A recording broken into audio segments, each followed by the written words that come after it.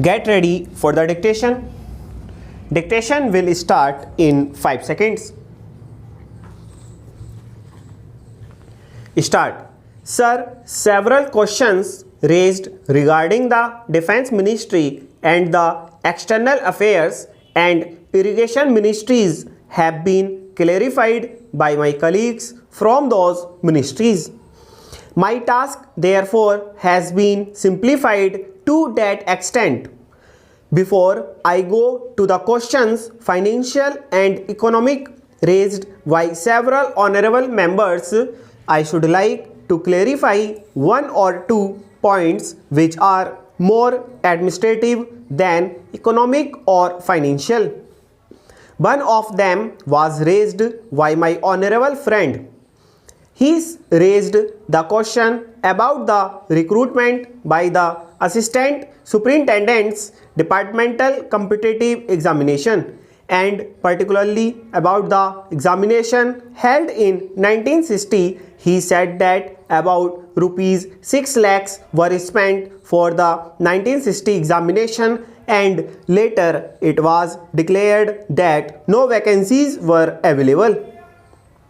He therefore suggested that a definite procedure should be there and the examination should be held according to the vacancies declared in advance, and all persons who have qualified in that examination should be eligible for promotion or for appointment. Sir, I do not know whether the honorable member knows how these vacancies are filled. He probably refers to the section officer's grade in the Central Secretariat Service.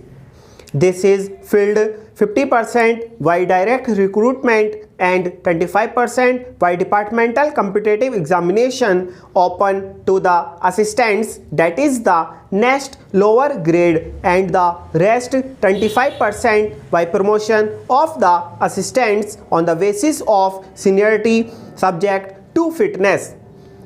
The examination, therefore, that he was referring to was a departmental competitive examination for filling 25% of the vacancies.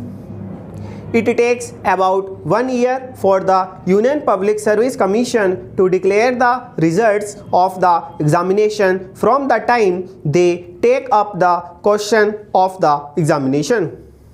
It is not therefore possible to declare the number of vacancies to be filled in from the very beginning, to declare them just when the results are out is more realistic, and that is what is done. Sir, if the examination is treated as qualifying examination, the number of persons who will thus become eligible for appointment will be quite unrelated to the number of vacancies to be filled in, and then the very situation which the honorable member wishes to avoid would arise.